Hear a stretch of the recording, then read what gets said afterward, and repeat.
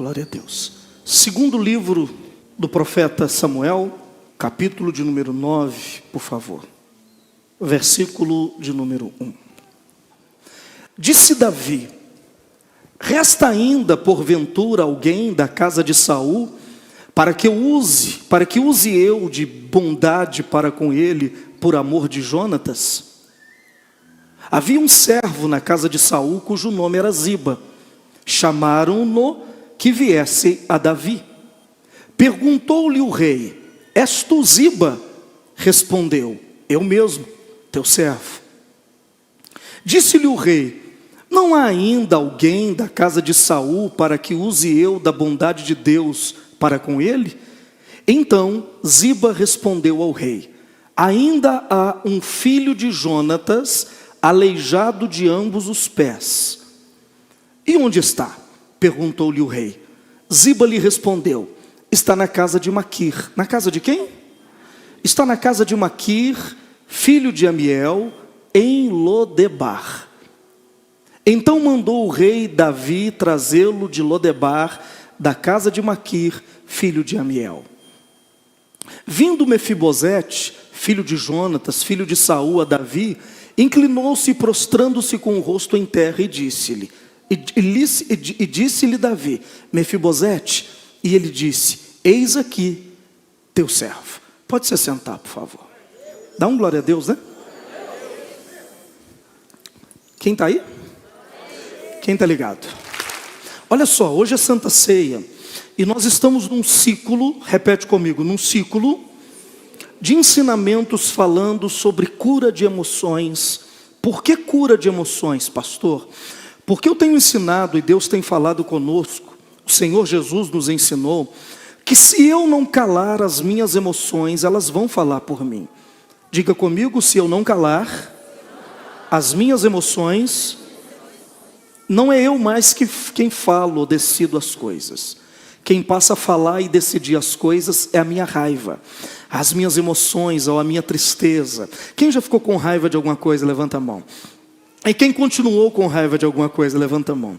Então é assim, quando você foi abalado de alguma forma, quando você foi entristecido ou ferido de alguma forma, não é você mais que toma a decisão. Quem toma a decisão são as suas emoções. Eu te convido assim: vamos almoçar. Você está muito triste, eu digo: vamos almoçar. Você quer ir, mas você diz assim: quero não.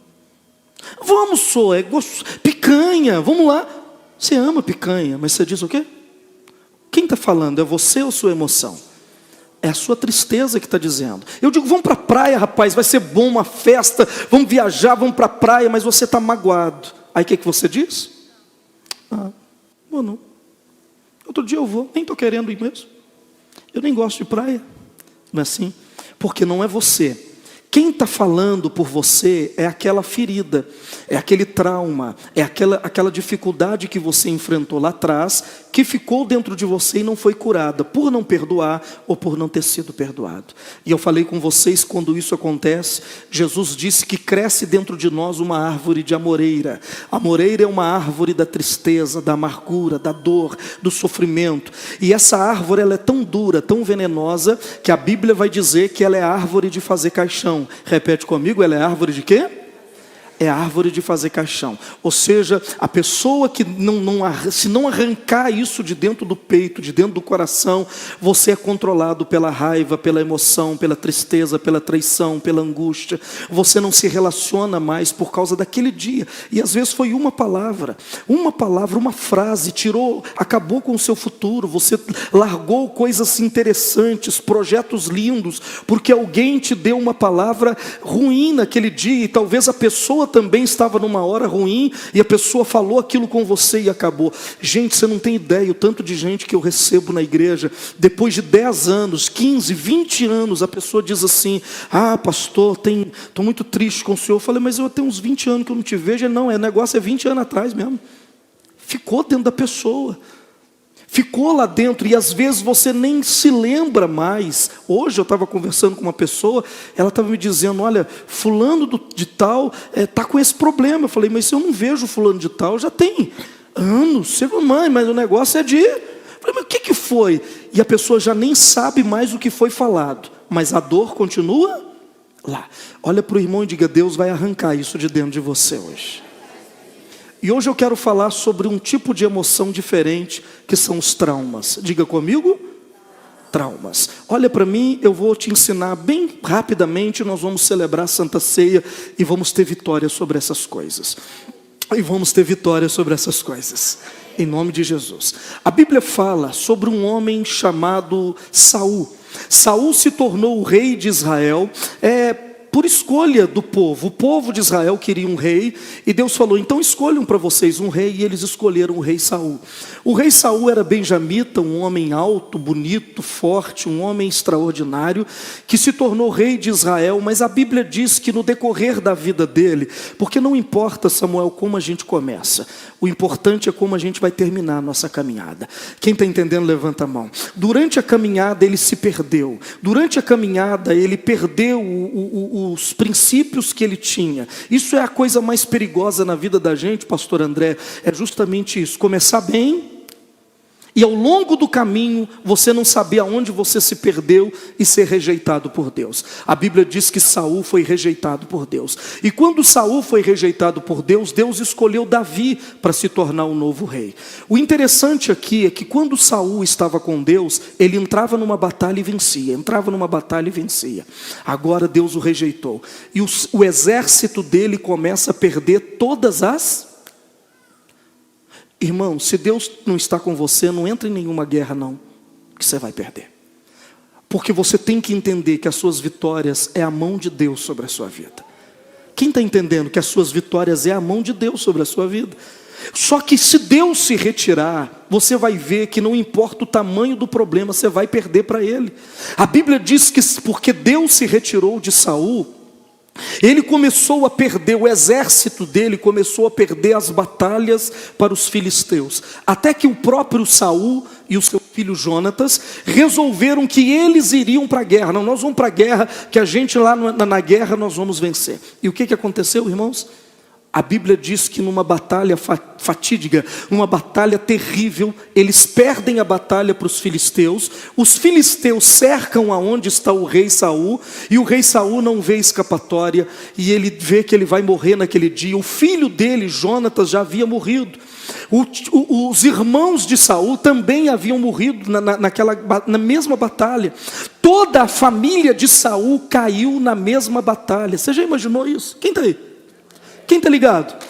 Porque Deus não estava com ele. Na mesma batalha, pastor André, morreu toda a família do rei Saul.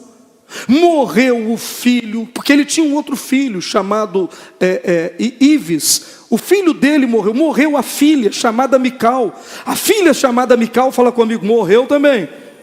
Não ouvi, diga morreu também. Morreu também, a Bíblia diz que morreu Jonatas, morreu Mical, morreu Misve e morreu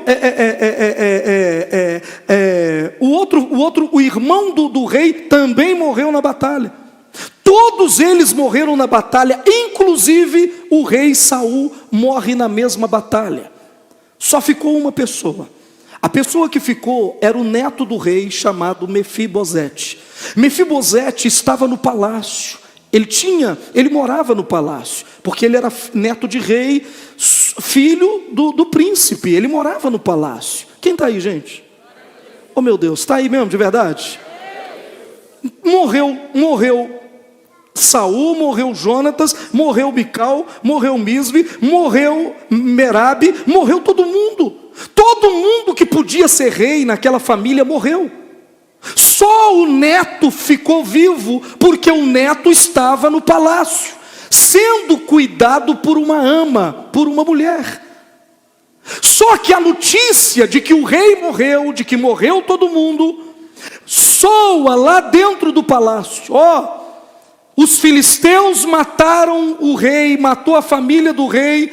O único que sobrou na linhagem real é Mefibosete.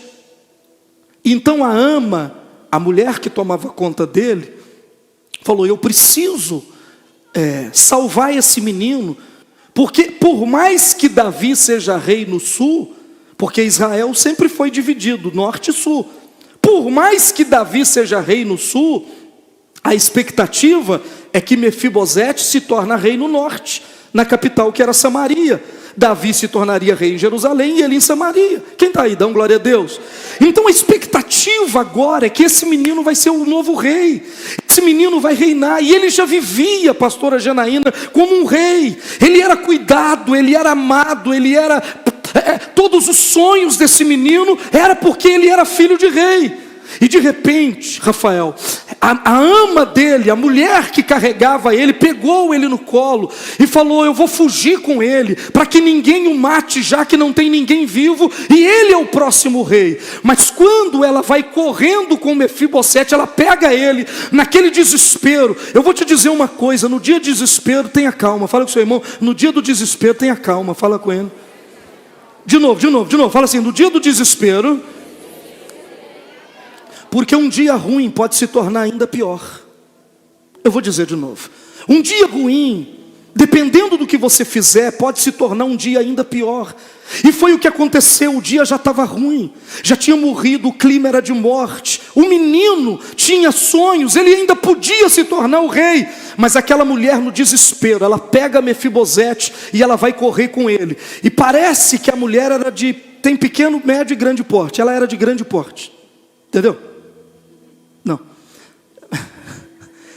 E existem pessoas de pequeno, médio, ela era de grande porte. E aquele grande porte, quando pega o menino e ela sai correndo, ela trupica numa pedra. E ela cai por cima do menino e as pernas do menino quebram. Ela cai assim e a perna do menino, ele não conseguiu ter um movimento normal de fazer isso. E as pernas dele quebrou, as duas, e ficou pendurada, fratura exposta, pendurada pela pele, assim. O menino está chorando, mas não é porque o pai morreu, porque o avô morreu, porque o tio morreu, porque a tia morreu. Agora ele está chorando porque empurraram, porque derrubaram ele, porque jogaram ele no chão. Quem está aí, levanta a mão.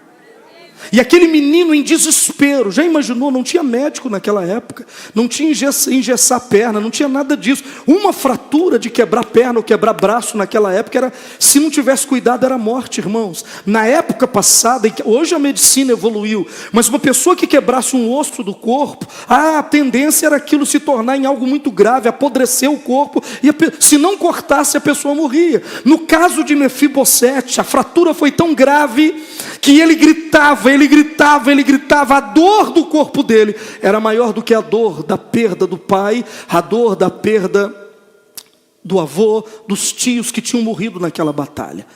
E Mefibosete, ele é levado pelaquela mulher, não se sabe para onde.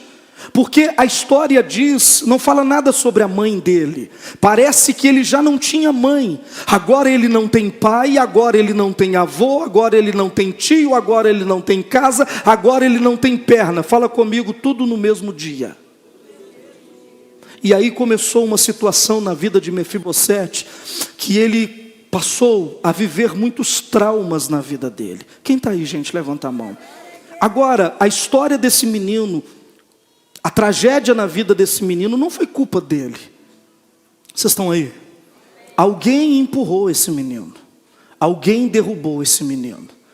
Tem gente aqui que é igual Mefibosete, tinha tudo para vencer, mas alguém te empurrou. Alguém interrompeu a sua história. E a gente empurra pessoas, não é só assim. A gente empurra com isso aqui, ó. Você já deve ter sido julgado no chão pela língua de alguém. Uma língua afiada tem poder de destruir sonhos que você não imagina. A autoestima da gente é tudo que a gente tem, irmãos. A mente pode levantar a gente, mas uma mente pode abater a gente. A mente foi feita para nos levantar, mas o pensamento errado dentro da cabeça pode abater uma pessoa. E pensamentos são colocados dentro da gente. Talvez colocaram dentro de você coisas que você não é. Falaram de você coisas que você não é, e que você não fez, e que você nunca vai fazer. Mas quando fizeram isso, derrubaram você. Você desistiu de casar por quê? Você desistiu de namorar por quê? Você desistiu daquela empresa por quê? Você desistiu de alguém por quê? Porque falaram, não, derrubaram você. Você precisa entender que tem gente que faz exatamente com a gente o que foi feito com Mefibosete. Nós somos empurrados na vida porque temos uma promessa. Eu vou dizer para você, você tem uma promessa de chegar muito longe na vida. Oh meu Deus, eu vou dizer de novo, a promessa é que você vai enriquecer, vai prosperar e vai vencer muito na vida. Quem vai? Dá um glória a Deus. Mas toma cuidado, porque a língua de alguém, o empurrão de alguém pode derrubar tudo isso. Olha para quem está ao seu lado e dê uma palavra de ânimo para ele. Diga para ele uma coisa boa que ele vai viver na vida ainda. Vai, diga para ele. Não. Pessoal, quem está aí? Palavras podem levantar a gente, mas uma palavra pode destruir a gente. Posso te pedir perdão? Se em um momento inapropriado eu falei alguma coisa que te feriu, me perdoa. Eu acredito em você. Eu sei que Deus vai fazer coisas incríveis através da sua vida. Sei que você tem potencial para ser muito mais do que você é. Eu tenho certeza disso. Mas eu sei que uma palavra pode destruir. Você ser desmerecido não tem coisa pior. Ser desprezado não tem coisa pior. Agora esse menino vai sofrer traumas. Posso falar de alguns? Primeiro trauma de Mefibosete. Trauma físico. Diga comigo, trauma físico. Por que trauma físico? Porque ele tinha a oportunidade de se transformar em rei. Mas eu nunca vi na Bíblia um rei paralítico. Nenhum rei de Israel foi paralítico. Então quando ele cai, não cai apenas um menino, cai um rei, cai um sonho, cai um projeto. As pernas quebradas daquele menino está destruindo o futuro dele. Trauma físico é os traumas que a gente carrega quando as pessoas olham para a gente, para o nosso porte e diz, mas você não, com isso aí você vai chegar aonde? Você não tem aparência para isso, você não tem voz para cantar. Ué, mas às vezes a voz feia fica bonita, não é? E às vezes você acha o timbre certo, mesmo na voz rouca, na voz baixa, na voz alta. Mas você tinha um sonho de cantar e alguém olhou para você e disse, você não tem condições de fazer isso. Quem está aí, gente? Olhou para a sua aparência e falou, isso aqui não é aparência de advogado, não. Você vai ser advogado aonde? Você vai ser médico aonde? Você não vai ser nada na vida. Trauma físico. Foi o primeiro trauma que Mefibosete carregou. Parece brincadeira. Mas quantos de nós não entram em alguns lugares por causa da nossa aparência? Porque somos magros demais, nos achamos, aliás, as pessoas nos acham assim. Magro demais, baixo demais, alto demais, gordo demais, grande demais, pequeno demais. Tem gente que não vem na igreja por causa da aparência. Eu não vou, que as pessoas vão ficar olhando para mim. Eu estou mentindo? Deus vai arrancar isso de dentro de você hoje. Aponta para o irmão do lado e diga, Deus vai arrancar isso de dentro de você hoje. O primeiro trauma de Mefibosete era a aparência dele. Porque agora ele é um paralítico, ele é um aleijado. Ele é um aleijado, eu não vou falar muito porque eu não vou ter tempo. Ele é um aleijado que agora não tem futuro. E aí veio o segundo trauma, diga segundo trauma. Emocional. Sabe o que ele se considerava? Quando Davi mandou chamar ele disse assim, o que o rei quer com um cão morto como eu? Ele considerava, ele cresceu considerando a si mesmo um cachorro. Não, ele era neto de rei. Ele nasceu para reinar, ele nasceu para vencer. Mas quem derrubou ele, derrubou tão bem derrubado, que agora ele pensa, ele fala de si mesmo, ele chama a si mesmo de cachorro, de cão morto. Ele se considera um cão. Na cultura hebraica, é a forma mais baixa de você humilhar alguém, é você chamar ela de cachorro. Tanto que os árabes gostam, cão infiel, não é assim? Você já viu na novela? Já, né? Cão infiel. Por que eles chamam as pessoas de cão? Porque a forma mais baixa de se humilhar alguém é chamar ele de cachorro. Só que aqui, ele não está chamando ele a si mesmo só de cachorro. Ele está chamando ele de cachorro morto. Ele está dizendo, eu não sou nada, eu não sou ninguém, acabaram com a minha vida. Ei, eu vou te dizer em nome de Jesus, eu estou sentindo o Espírito Santo aqui comigo. Eu estou te dizendo, há potencial dentro de você e você vai descobrir isso. Eu vou dizer de novo, Deus te chamou para coisas maravilhosas. E você vai viver coisas maravilhosas na sua vida. Quem vai, pelo amor de Deus, dá um glória a Deus. Trauma emocional é trauma social, compreende? Que a sociedade implanta dentro da gente e a gente vai perdendo lugar. Olha para o seu irmão e diga: seja bem-vindo aqui, porque aqui tem lugar para você. Quem está aí, irmãos? Dá um glória a Deus, por favor. Então Mefibosete, ele enfrentou, diga comigo, trauma físico, trauma emocional, trauma o quê? Não tinha mãe. Num dia ele tem mãe, num dia ele tem pai, no outro dia ele não tem ninguém. No outro dia ele está sozinho na vida. E ele está falando: eu falo menos que um cachorro. Irmãos, mas isso começou com alguém quebrando as pernas dele. E ele virou um mendigo, um homem jogado, uma pessoa jogada pela vida. Até que, diga assim, entre a queda e a honra, existe um lugar. É sobre esse lugar que eu quero te falar. Eu vou dizer de novo: entre a queda e o dia da honra, existe um lugar. Sabe como chama esse lugar? Casa de Maquir. Davi chega no palácio de Jerusalém e ele pergunta assim: tem alguém vivo da casa de Saul para eu usar de bondade com ele? Aí alguém diz assim: existe um cara vivo, o neto de Saul. Como é o nome dele? Mefibosete.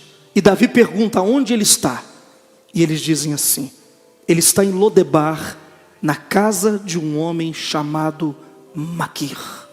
Ninguém fala desse homem, mas esse homem representa o processo de cura na vida da gente.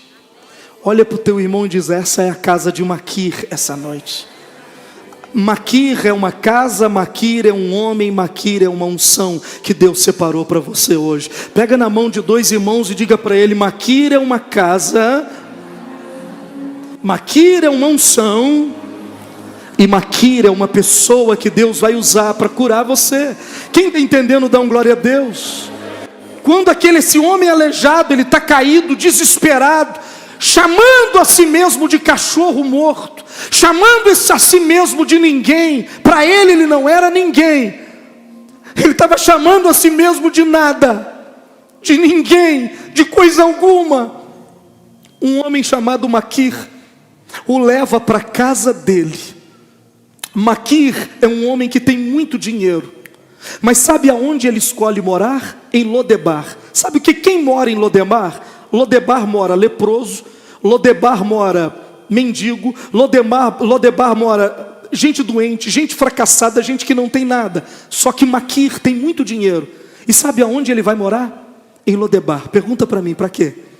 Para ser ajuda para quem não tem ajuda, para ser socorro para quem não tem socorro. E a Bíblia diz que Maquir leva Mefibosete para a casa dele e começa a tratar das feridas de Mefibosete dentro da casa dele.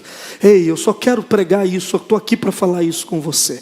Deus te chamou aqui para dizer que tem uma casa de Maquir hoje para você. Aonde não tem lugar para você em lugar nenhum, você veio no lugar certo. Porque eu não vou chegar perto de você, mas o Espírito de Deus que está comigo, ele vai chegar perto de você, aonde você estiver. E ele vai penetrar no trauma trauma familiar, pastor. Minha família me abandonou, a dele também. Trauma emocional, pastor. Eu não tenho ninguém, não sou nada. Sim, me julgaram no chão, o meu porte físico parece que eu nunca vou. Quem disse que você precisa de corpo? Quem disse que você precisa de alguma coisa? Você só precisa de Maquir, de uma unção. Você só precisa que Deus toque em você hoje. E eu vim aqui para te dizer que ele vai tocar na tua vida de uma maneira poderosa. Pelo amor de Deus, quem acredita, dá um glória a Deus, por favor. Essa é a casa de Maquir. A casa de Maquir é para os aleijados, é para aqueles que a vida não deu oportunidade. Sua vida parou, está aleijado, pastor, minha vida não anda. Então a casa de Maquir é para você. Maquir é um homem tão especial que no capítulo 17, verso 27 de 2 Samuel, olha só, capítulo 17, verso 27 de 2 Samuel diz assim: tendo Davi chegado a Manaim, sobe, filho de Naás, de Rabá, dos filhos de Amon. E quem, gente? Olha lá o nome do cara. E quem? e Maquir, filho de Amiel. De onde ele morava? De Lodebar. E Barzilai, o Gileadita de Rogelim, tomaram, diga comigo, camas. Não, eu não ouvi. Tomaram o quê? Mais o quê? Mais o quê? Mais o quê? Cevada, farinha, grãos torrados, favas, lentilhas. Terminou? Não, olha o 29. Também mel, coalhada, ovelhas, queijo de gado, e os trouxeram a Davi e ao povo que com ele estava. Sabe o papel de Maquir, o que é? Estender a mão. Ele não aparece quando Davi está fazendo festa no palácio. Aliás, os Maquires não são convidados para a sua festa. Eu sou um Maquir. Eu sou convidado quando alguém cai. Eu sou convidado quando alguém fica doente. Eu sou convidado quando a coisa virou. Pastor, tem um problema. Aí eles lembram dos Maquires. E não tem problema, está tudo bem. A unção que está na minha vida é para isso. Maquir não foi chamado no dia da coroação de Davi como rei de Israel. Mas agora Davi está enfrentando uma revolta do seu filho Absalão. E Davi perde o exército dele. Ele só tem 36 valentes e ele tem que fugir com a roupa do corpo, descalço. Davi tem que fugir sem dinheiro, sem comida. Ele anda a noite inteira e ele chega a Manaim, o rei cheio de poeira, todo sujo. Tudo que o rei queria era uma cama. Aí sabe quem que aparece? No meio do deserto, ele sai de Lodebar e vai encontrar com Davi. Quem? Maquir. E o que ele leva? Ele leva uma cama para o rei. Ele leva mel para adoçar a vida do rei. Ele leva leite, ele leva coalhada, ele leva ovelha. Ele diz: rei, a minha função não é aparecer no dia da festa, é aparecer no dia do problema. E eu estou aqui. Psiu. Esse lugar é a casa de Maquir. Quando você compra uma casa, quando você realiza uma festa, o último lugar que você vai lembrar é de convidar quem está aqui. E está tudo bem. Mas o dia que a sua dor chega, é o primeiro lugar que você lembra, é do altar. Porque o altar tem a unção de Maquir, que paralisa os traumas e faz você viver novamente. Você está entendendo? Olha para o irmão do lado e diga: a unção de Maquir também é uma pessoa. Posso te dizer uma coisa? Seja um Maquir na vida de alguém. Domingo que vem é o culto do amigo. Seja o Maquir da vida de alguém. Apareça. Você já viu que coisa boa quando você está num aperto terrível e de repente uma pessoa aparece com a solução? Quem já teve essa experiência? A Bíblia diz que quem dá alívio, alívio receberá. Quem dá paz, paz vai receber. Não seja uma pessoa que abre a ferida do outro. Está vendo que ele está machucado e vai lá e olha, ainda tem mais, eu vou abrir essa ferida. Não. Deus te chamou para ser um Maquir. Mefibosete, entre a queda dele e o dia da honra dele, teve uma casa. E nós normalmente não queremos lembrar desses lugares. Mas você precisa lembrar dos lugares que te deu abrigo no pior dia da sua vida. Agora Mefibosete voltou para o palácio. Ele está comendo pão em Jerusalém, na mesa do rei. Mas ele não pode esquecer que um dia a casa de Maquir o ajudou a ficar de pé de novo. Quem está entendendo, levante a mão. São lugares que a gente não quer lembrar, pessoas que a gente não quer lembrar. Mas existe na minha história muitos Maquirs. Acabei de lembrar quantas vezes o pastor Luciano foi bênção na minha vida. Quantas vezes o pastor André me deu um dinheiro, eu não tinha o que comer na minha casa, ele não sabia, ele me deu um dinheiro. Como que eu vou me esquecer dele agora? Eu te pergunto como, se ele foi o Maquir da minha vida. Ah, pastor, mas essa fase passou. Mas a minha memória nunca vai se esquecer disso. Quem está entendendo? Não importa o carro que eu ande hoje, a casa que eu more, não importa o lugar que eu esteja, eu sei de onde eu vim. Eu sei quem Deus usou para fazer eu chegar até aqui. Então, você pode estar indo para o palácio, legal, maravilha, nossa, agora Deus me honrou, estou indo para o palácio, agora o emprego é melhor, o salário é melhor, tudo está melhor, ok. Mas não se esqueça que entre a queda e a honra teve um lugar. Como se chama esse lugar? A casa de Maquir. É o lugar que alguém te alimentou. Ninguém te conhecia. É o lugar que alguém te curou. É o lugar que alguém te ajudou. É o lugar que alguém estendeu a mão para você. E todos nós temos esse lugar na vida. E eu vim aqui para te dizer que do mesmo jeito que a mesa de Deus tampou a deficiência, olha o que Davi disse para Jonatas: nenhum rei em Israel jamais foi um aleijado. Na mesa do rei só come pessoas perfeitas. Mas Davi disse assim: vem cá, você vai comer pão na minha? Só que quando Mefibosete chegava na mesa do rei e se sentava, quando você senta na mesa, qual é a única parte do corpo que você não vê da pessoa? Porque a mesa cobre qualquer defeito. Essa mesa da Santa Ceia está aqui para cobrir qualquer defeito que nós temos. É só sentar nela e a mesa do nosso rei vai cobrir qualquer defeito da vida e vai tirar qualquer trauma que você tiver na alma. Fique de pé no seu lugar, dá a mão para quem está ao seu lado e diga para ele assim: nós vamos comer pão na mesa do rei.